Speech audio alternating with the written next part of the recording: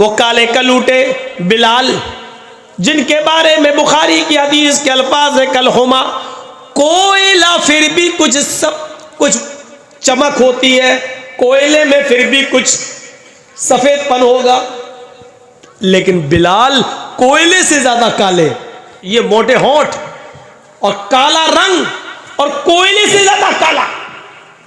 लेकिन अल्लाह के नबी फरमाते हैं, आए बिलाल, ऐसा कौन सा अमल करते हो कि मैंने तुम्हें जन्नत, जब मुझे दिखाई दी तो मैंने जन्नत के अंदर तुम्हारे जूतों की आवाज सुनी। यानी अल्लाह ने मुझे बता दिया बिलाल से मैं इतनी मोहब्बत करता हूं कि बिलाल को जन्नत देकर रहूंगा। हजरत बिलाल कहते हैं, है अल्लाह के रसूल, ज्यादा अमल तो मैं नहीं करता, लेकिन बस मेरा एक अमल ऐसा है, वो ये है कि मैं बगैर वुजू के कभी नहीं रहता।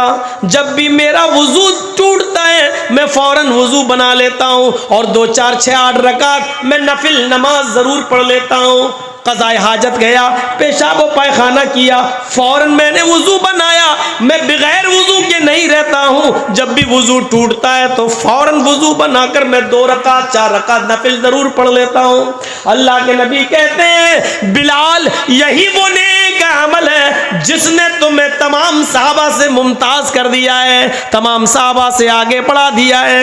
इतना कहना था, उस मस्जिद में बड़े बड़े अमीर, बड़े बड़े महाजन, बड़े बड़े साहूकार, बड़े बड़े चौधरी और सरमायाकार और पैसे वाले लोग बैठे हुए थे। चीख पड़े, अरे बिलाल तुम्हारी शादी नहीं हुई है, ओ बिलाल तुम्हें एक नेक लड़की की जरूरत है, आए बिलाल तुम निकाह करना चाहते हो, आओ आए बिलाल आओ मेरे घर चलो, मेरी चांद जैसी खूबसूरत बेटी है, आओ मेरे घर चलो, पानी लेकर वो तुम्हारे सामने आएगी, एक नजर तुम मेरी बेटी पे डाल लो, उसका चेहरा देख लो, उसके हाथ की हथेली देख लो।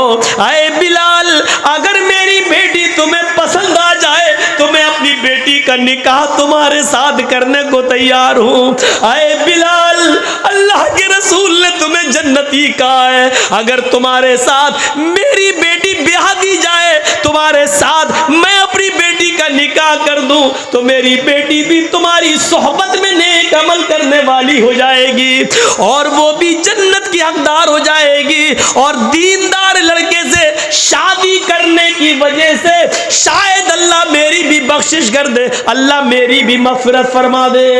मेरे भाइयों, जैसे अल्लाह के नबी ने ये कहा कि बिलाल मैंने तुम्हारे जूतों की आवाज जन्नत में सुनी है, सहाबा ने ये नहीं देखा बिलाल के होंठ कितने मोटे हैं, उनके गाल कितने काले हैं, उनका चेहरा कितना बड़ा है, उनकी आंखें कैसी हैं, फिर इस पर नजर नहीं डाली। बड़े बड़े अमीर सहाबा ने अपनी लड़कियों की पेशकश कर दी।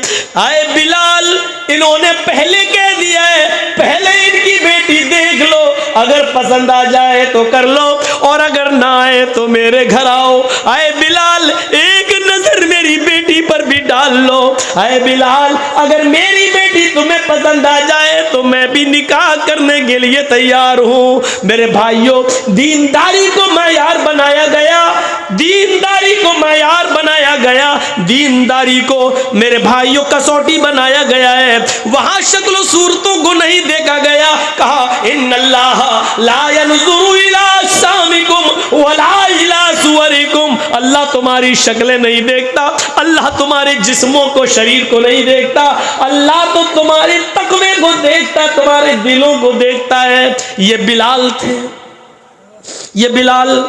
मेरे भाइयों, इसी तरीके से एक अंसारी लड़की की तरफ एक सहाबी को भेजा गया, कहा अल्लाह के नबी ने जाओ तुम्हारी शादी नहीं हुई है, कहा नहीं, तुम फला फला घर पे जाओ, वहां एक अंसारी की लड़की रहती है, एक नजर उसको देख लो और उसके घर वालों से कह देना कि अल्लाह के रसूल सल्लल्लाहु अलैहि वसल्लम ने तुम्हें अपनी बेटी का निकाह मेरे साथ करने के लिए कहा है, जाओ तुम्हारा निकाह हो जाएगा। ये आदमी जाते हैं, ये सहाबी रसूल जाते हैं, दरवाजे को दस्तक देते हैं, घर के अंदर कोई मर्द नहीं है, वही लड़की जिसको देखने के लिए भेजा गया है घर में अकेली है, दरवाजे की ओर से सवाल करती तुम तो मोबाइल चलाने में शर्माती नहीं हो, तुम तो मैसेंजर और व्हाट्सएप चलाने में शर्म हया नहीं महसूस करती हो, तुम तो फेसबुक चला रही हो, तुम तो रास्तों में मोबाइल पर बात करती हुई चली जाना तुम्हारे लिए कोई शर्म हया की बात ना रही। वो औरत थी, लड़की थी, नबी अकरम ने उसको देखने के लिए भेजा था। सहाबी रसूल उसी के घर को, दरवाजे को दस्तक देते हैं, अंदर से आवाज आती है, कौन? इन्होंने अपना नाम बताया, मैं कहने लगे, अंदर से आवाज आती है, मेरे अब्बू नहीं है, मेरी अम्मी नहीं है, मैं घर में अकेली हूं, इसलिए मैं तुम्हें अंदर आने की इजाजत नहीं दे सकती। लेकिन ये तो बताओ तुम्हें आना कैसे हुआ, किस मकसद से आए हो? कहने लगे, ये सहाबी रसूल अल्लाह के नबी सल्लल्लाहु अलैहि वसल्लम ने तुम्हारे बाप के पास मुझे ये पैगाम देकर भेजा है कि उनकी एक बेटी है। कहा मैं ही उनकी बेटी हूं। कहा मुझे अल्लाह के नबी ने इसलिए भेजा है कि मैं उनकी बेटी को एक नजर देख लूं, और इसलिए भेजा है कि मैं तुम्हारे बाप से ये कहूं कि अल्लाह के रसूल ने तुम्हें अपनी बेटी का निकाह मेरे साथ करने का हुक्म दिया है। उस बेटी ने, घर के अंदर से आवाज आती है, तुम्हें कसम है उस रब की इज्जत और जलाल की जिसके हाथ में मेरी जान है और तुम्हारी जान है, अगर तुम्हें जनाब मोहम्मद रसूलुल्लाह ने हुक्म देकर भेजा है और ये कहा है कि इस घर में एक लड़की है उसको देख लो, तो मैं अपने घर के दरवाजे खोल देती हूँ और दरवाजे पर खड़ी होकर सिर्फ अपनी शक्ल तुम्हें दिखा देती हूँ। तुम एक नजर मुझे देख लो और फिर जो काम तुम्हें मेरे बाप से कहना है, नबी का फरमान सुनाना है, वो सुना देना, मैं दरवाजा बंद कर दूंगी। उसने कहा, आयल फला के बाप की बेटी, मैं कसम खाकर कहता हूं अल्लाह के इज्जत और जलाल की कि अल्लाह के नबी ने मुझे तुम्हें देखने के लिए भेजा है। उसने दरवाजा खोल दिया, नीचे निगाह कर ली, एक नजर देखने के लिए उसने अपना चेहरा उठा लिया, क्योंकि लड़की भी एक नजर लड़के को देख सकती है। उसने भी अपना चेहरा उठा लिया और उसके बाद उसने कहा, शायद अब तुमने मुझे एक नजर देख लिया है, इसके बाद अब तुम्हारे लिए देखना जायज नहीं है।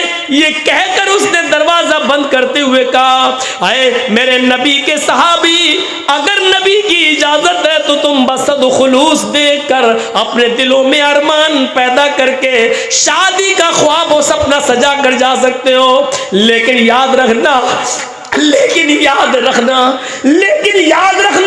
अगर अल्लाह के नबी के हुक्म के बगैर तुम आए हो और नबी की हुक्म के बिना तुमने मुझे देखा है, तो काबे के रब की कसम क़यामत के दिन मैं तुम्हारा दामन पकड़ूंगी।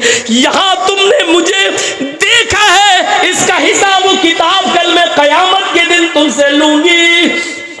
ये कहकर उसने अपना दरवाजा बंद कर दिया।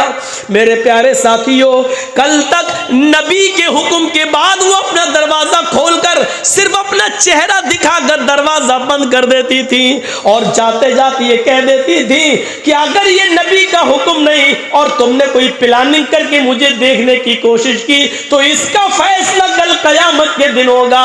मेरी बहनों, आज इस जमाने में कौन सी उम्मीदें तुमसे लगाई जाए, आज क्या कहा जाए, आज के दौर में कौन है जो ये कह सके कि अगर तुम्हें अल्लाह के रसूल के हुक्म से देख रहे हो तो ठीक, वरना ऐसे देख रहे हो तो क़यामत के दिन हमारा हिसाब व किताब तुमसे क़यामत के दिन होगा। क्या ये जबान है तुम्हारे पास कहने की? नहीं है। तुम तो एक ऑर्डर पर व्हाट्सएप पर अपना फोटो भेज देती हो।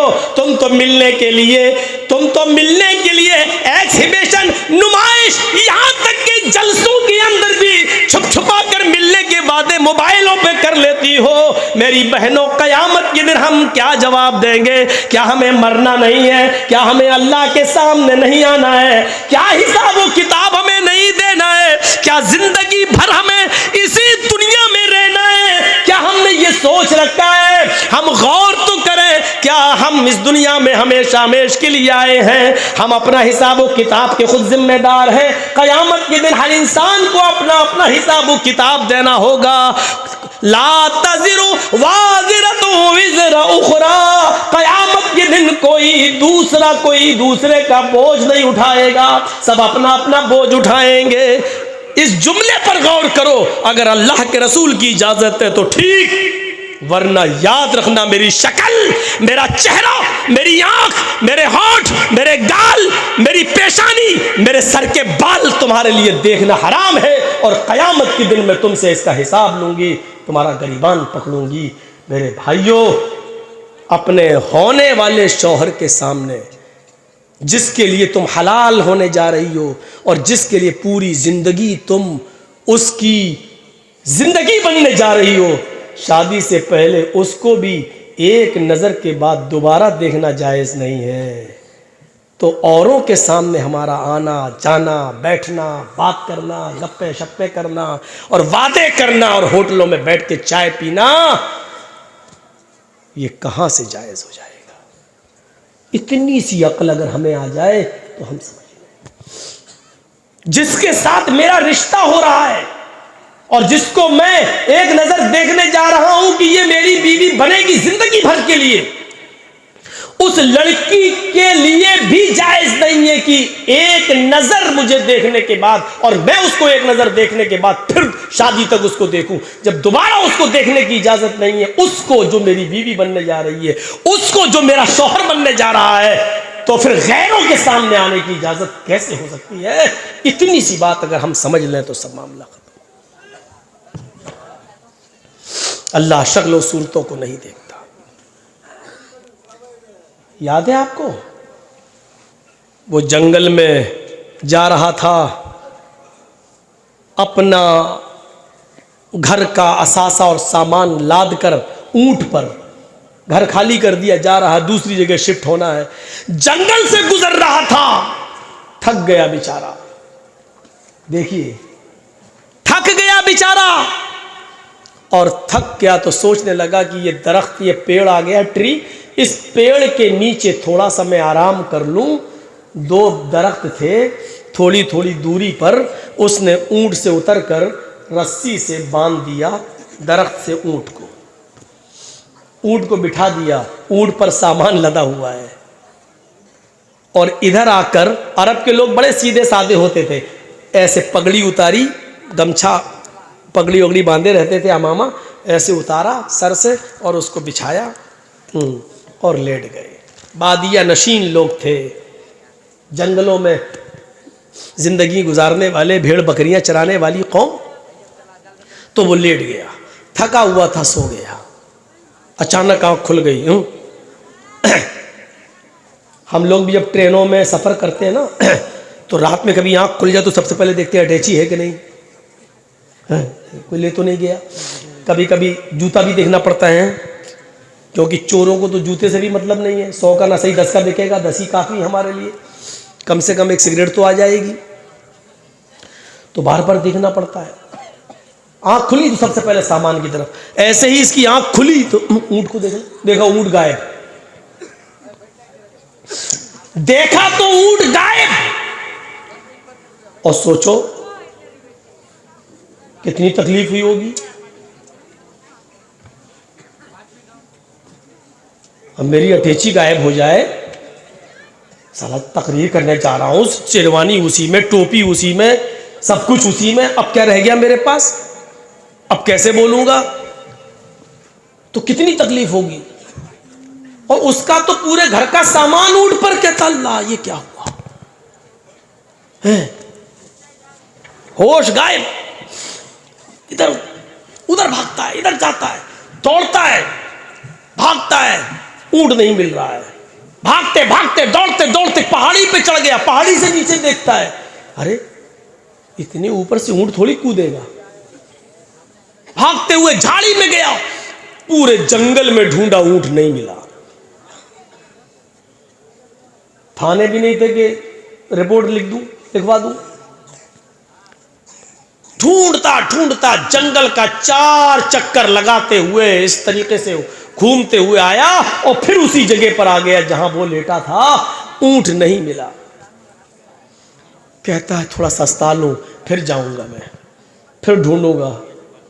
दिन भर तो ढूंढ लिया, रात भर भी ढूंढूंगा, शायद मिल जाए, लेकिन सस्ता लूं पूरा दिन ढूंढते हुए हो गया। उसने फिर अमामा उतारा, बिछाया, थक गया था, ऐसे बैठा बैठा लेट गया, सो गया, आंख लग गई। फिर अचानक आंख खुली, फिर उसी पेड़ को देखता है जहां से ऊंट गायब हुआ। बिल्कुल यही अंदाज देखा उसने उसी पेड़ को जहां से ऊंट गायब हुआ। ऊंट तो ये बंधा हुआ है, उसी पेड़ से बंधा हुआ है। भाग, अब क्या हुआ, खोल के देखे कुछ। हम लोगों को जब अटैची गायब हो जाए, मिल जाए तो खोल के देखेंगे कोई चीज गायब तो नहीं। वो गया ऊंट पर, देखता है सब सामान, जितना कपड़ा मौजूद, बर्तन मौजूद, मिट्टी के प्याले मौजूद, जो गल्ला लादा था वो मौजूद, सारा सामान ऊंट पर मौजूद। या अल्लाह, पूरा जंगल ढूंढा, ऊंट नहीं मिला, और अपने आप यहां आ गया और बंध भी गया। इसी पेड़ से बंधा हुआ है ये ऊंट, ऐसा कैसे हो गया? मैंने तलाश किया पूरा जंगल, झाड़ी झाड़ी, पहाड़ी पहाड़ी, लेकिन ऊंट नहीं मिला। और जब थक कर बैठ गया और आंख लग गई, जब आंख खुली तो देखा ऊंट अपनी मर्जी से उसी पेड़ से बंधा हुआ है जहां से गायब। सामान देखा तो सामान अपनी असली पोजीशन में मौजूद। खुशी का ठिकाना नहीं रहा। नजरें आसमान की तरफ डाली, चीख पड़ा, अल्लाहुम्मा अंता अब्दी व अना रब्बुक। उल्टा जुमला बोल गया। यही बुखारी शरीफ के हदीस के अल्फाज हैं। उसने ऊंट को बंधा हुआ देखा, चीख पड़ा कि अल्लाह, वाकई मान गया तेरी कुदरत को, वाकई मान गया तेरे कमाल को, वाकई मान गया तेरे चमत्कार को। पूरा जंगल मैंने तलाश किया, कहीं मुझे ऊंट नहीं मिला। इतनी मेहनत की लेकिन मुझे कहीं ऊंट न मिला, और थक कर बैठ गया तो अपने आप आ गया। ये तेरी कुदरत है, ये तेरा चमत्कार है, ये ऊंट आ गया मेरा। हाय अल्लाह, वाकई तू मेरा बंदा है और मैं तेरा खुदा। समझ गए ना क्या बोल गया वो? अल्लाहुम्मा अंता अब्दी, अरबी में वो बोल गया, वाकई तेरी कुदरत, मान गया तुझे आज, वाकई अल्लाहुम्मा अंता अब्दी, वाकई तू मेरा बंदा है, वाना रब्बुक, और मैं तेरा रब हूं। उल्टा कहना ये चाह रहा था कि वाकई मैं तेरा बंदा हूं और तू मेरा रब, लेकिन खुशी में होश ठिकाने नहीं है, जमीन पर पैर नहीं है। पूरा दिन ऊंट गायब रहा और अचानक मिल जाए तो कितना खुश, इतना खुश के मारे खुशी को मैं उसको दिखाई, उसको समझ में नहीं आ रहा है कि उसकी जबान से क्या निकल गया, क्या कह रहा है। वाकई तू मेरा बंदा है और मैं तेरा रब हूं, मैं तेरा खुदा। अल्लाह के नबी फरमाते हैं, जब अल्लाह ने उसकी जबान से ये जुमले निकलते हुए सुने, फज़हिक, मुस्कुरा दिया अल्लाह, हंस दिया अल्लाह। अल्लाह को तो गुस्सा आना चाहिए था, कमीना अपने आप को मेरा खुदा, मेरा अपना खुदा बना रहा है। मैं तेरा बंदा हूं, तू है क्या मेरे आगे? तो गुस्सा आना चाहिए था, लेकिन उसके मुंह से निकलने वाले जुमले को सुना, अल्लाह ने तो मुस्कुरा दिया, हंस दिया। अल्लाह के नबी फरमाते हैं कि अल्लाह ने कोई इंतकाम नहीं लिया, बदला नहीं लिया, उसको गुनाह भी नहीं लिखवाया, इसलिए क्योंकि वो जानता है मेरे बंदे ने ये अल्फाज दिल से नहीं कहे, खुशी में उसकी जबान से निकल गए, उसकी नीयत ये नहीं थी। फिर नीयत पर आ गया ना, उसकी नीयत ये नहीं थी, नीयत यही थी, वो कहना यही चाह रहा था कि वाकई तू मेरा रब है और मैं तेरा बंदा, लेकिन मारे खुशी के वो क्या कह गया, वाकई तू मेरा बंदा है और मैं तेरा खुदा। हालांकि ये जुमले इतने बुरे हैं, अगर इनके बुरेपन पर गौर किया जाए, इन जुमलों के खतरनाकी पर गौर किया जाए, तो ये जुमले इतने खतरनाक हैं कि फिरौन ने भी इतने बुरे जुमले नहीं बोले। फिरौन ने भी लोगों से कहा था, अना रब्बुकुमुल आला, तुम हमें अपना रब कहो, मैं तुम्हारा रब हूं। फिरौन पूरी जिंदगी भर लोगों को अपनी खुदाई की तरफ बुलाता था और ये कहता था कि कहो मैं तुम्हारा रब हूं, मैं तुम्हारा रब। लेकिन फिरौन ने कभी जिंदगी में अपने रब से, अल्लाह से ये नहीं कहा कि मैं तेरा भी रब हूं। फिरौन रात में अल्लाह से तौबा करता था, अल्लाह रब तो तू ही है मेरा, लेकिन लोगों की नज़रों में मुझे बड़ा बनने का शौक है, इसलिए मैं थोड़ा सा बड़ा बन जाता हूं, तू इस पर मेरी गिरफ्त ना करना। लोगों से वो यही कहता था मैं तुम्हारा रब हूं, लेकिन उसने कभी अल्लाह से नहीं कहा कि तू, मैं तेरा भी रब हूं। इसने तो अल्लाह ही से कह डाला कि तू मेरा बंदा और मैं तेरा रब। फिरौन ने कभी अल्लाह से नहीं कहा कि तू मेरा बंदा है और मैं तेरा रब। फिरौन लोगों से कहता था मैं तुम्हारा रब हूं, लेकिन अल्लाह से नहीं। इसने तो अल्लाह ही को अपना बंदा और अल्लाह को अपना बंदा और अपने आप को अल्लाह का रब बना दिया। तो बताइए, इसने फिरौन से भी बुरे जुमले बोले कि नहीं बोले? लेकिन अल्लाह ने फिरौन को दरियाए नील के अंदर गर्क कर दिया, डुबो दिया, और उसकी लाश को कयामत तक के लिए निशाने इबरत बना दिया। अपने आप को खुदा कहलाने वाला देखो आज किस हाल में पड़ा है। और लोगों, इस दुनिया में फिरौन ने पूरी दुनिया पर खुदाई का जादू चलाना चाहा, अपने आप को खुदा बनाने का दावा करता रहा। आज अल्लाह ने उसकी लाश की इतनी हिफाजत की है कि कयामत तक, कयामत की सुबह तक लोग उसकी लाश को देखकर इबरत हासिल करेंगे। आज जमीन फिरौन की लाश को एक्सेप्ट नहीं करती है। समंदर में फिरौन को फेंको तो समंदर फिरौन की लाश को निकाल के बाहर फेंक देता है। आज भी ये जिंदा जावेद करामत मौजूद है। आज भी फिरौन की लाश को जमीन में दफन करो तो जमीन फिरौन की लाश को निकाल कर बाहर फेंक देती है। जमीन उसको एक्सेप्ट नहीं करती, समंदर उसको एक्सेप्ट नहीं करता, दरिया उसको एक्सेप्ट नहीं करती। आज भी फिरौन की लाश मिस्र के म्यूजियम में रखी हुई है, जो लोगों को इबरत दे रही है। लोगों, अपने आप को खुदा कहलाने वाला देखो, अपनी आंखें नहीं खोल सकता है, अपने पैर सीधे नहीं कर सकता है, अपनी कमर नहीं मोड़ सकता है, उसका गोश्त खत्म हो चुका है, सिर्फ हड्डियों का एक ढांचा रह गया है। ओ लोगों, अल्लाह का मुकाबला करने वाले का अंजाम देखो, कयामत की सुबह तक उसका अंजाम देखते रहो। अपने आप को तकब्बुर से बचाओ। इस दुनिया में हम सब का रब एक है और उसका मुकाबला करने की कोशिश न करो, उसके बताए हुए कामों पर चलते रहो, वरना हमने फिरौन को नहीं छोड़ा। तुम्हारी बिसात क्या है, तुम्हारी हैसियत क्या है, हमारी और आपकी हैसियत क्या है? निशान इबरत बना दिया। जालिमों का अंजाम हमेशा ऐसा ही हुआ है, हमेशा ऐसा ही हुआ है। और आज भी जो जुल्म कर रहे हैं, चाहे वो मुसलमानों पर हो रहा हो या किसानों पर हो रहा हो या किसी और शक्ल में, हमारे इस देश पर ही जुल्म क्यों ना हो रहा हो। हमारी देश की सरकारी चीजें आज नीलाम हो रही हैं और आज वो सरकारी ना रही हैं। आज उन पर बड़े बड़े अमीरों का खुद तसल्लुत होता चला जा रहा है।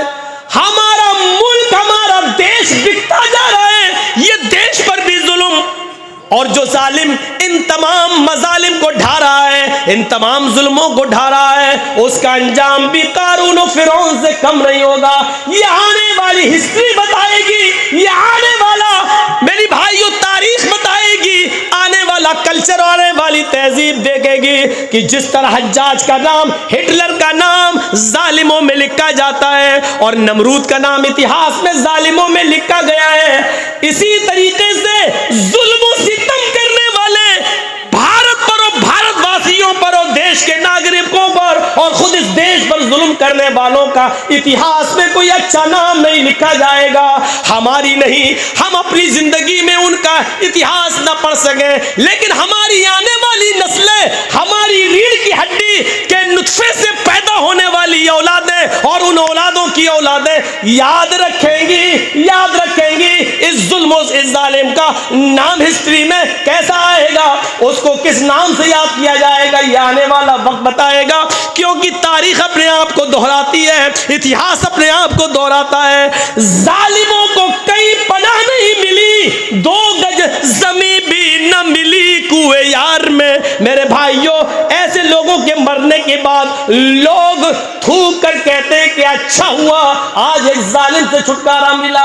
इसीलिए अल्लाह ताला ने हमारे नबी मोहम्मद रसूलुल्लाह को इस दुनिया में भेजा तो सबसे पहले जुल्म के खिलाफ आवाज उठाने के लिए भेजा और फरमाया अल्लाह के नबी ने उनसुर अखाका ज़ालिमन औ मज़लूमन, और लोगों अपने भाई की मदद करो, चाहे वो जालिम हो या मजलूम, चाहे वो जालिम हो या मजलूम। साहबा ने कहा अल्लाह के रसूल मजलूम की मदद तो करना चाहिए लेकिन जालिम की नहीं, जालिम की मदद क्यों करूं? तो अल्लाह के नबी फरमाते जालिम की मदद ये है उसको अपने भाई पर जुल्म करने से रोक दो, जालिम को जुल्म न करने दो और मजलूम पर जुल्म न होने दो, जालिम को जुल्म से रोक दो, ये जालिम की मदद है।